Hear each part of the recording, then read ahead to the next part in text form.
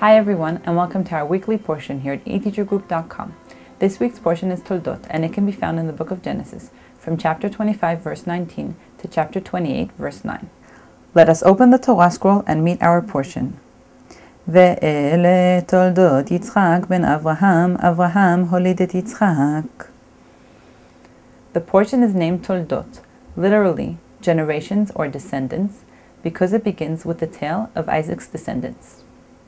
Let us understand the first verse together. Ve'ele, and these are Toldot, the generations, Yitzchak, of Isaac, ben Avraham, son of Abraham.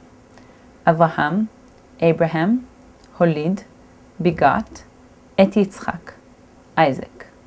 This week's portion begins with the story of the birth of the twin sons of Isaac and Rebekah, Jacob and Esau. Rebekah is barren, and Isaac prays to God for her to have a child. During the pregnancy, the children struggled within her, and she received a prophecy telling her that she is carrying two nations, and the older will serve the younger. Upon the birth, Esau is born first, and Jacob comes out immediately after him, holding onto his heel. The children grow up, and Esau is a man of the field, while Jacob is a quiet tent dweller. In the portion, we are told of one day when Jacob made a stew. The hungry Esau returned from the field, and Jacob agreed to give him some of the stew in return for Esau's birthright as firstborn.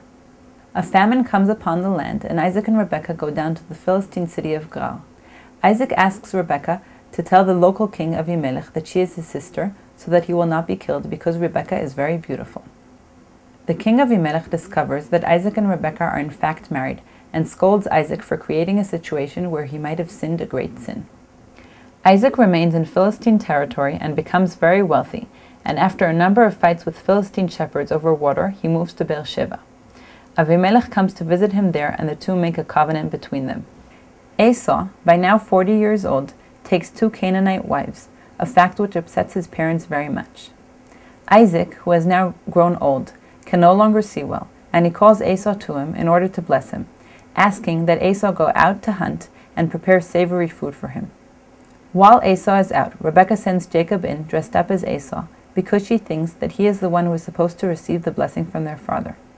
Learning that the blessing has been stolen from him, Esau is furious and threatens to kill Jacob.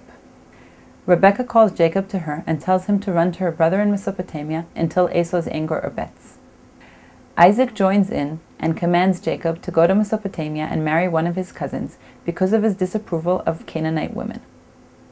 Esau, now realizing that his parents do not approve of his wives, goes and marries one of Ishmael's daughters in order to marry a woman from the family. That's all for this week. We hope to see you again next week. Have a great week.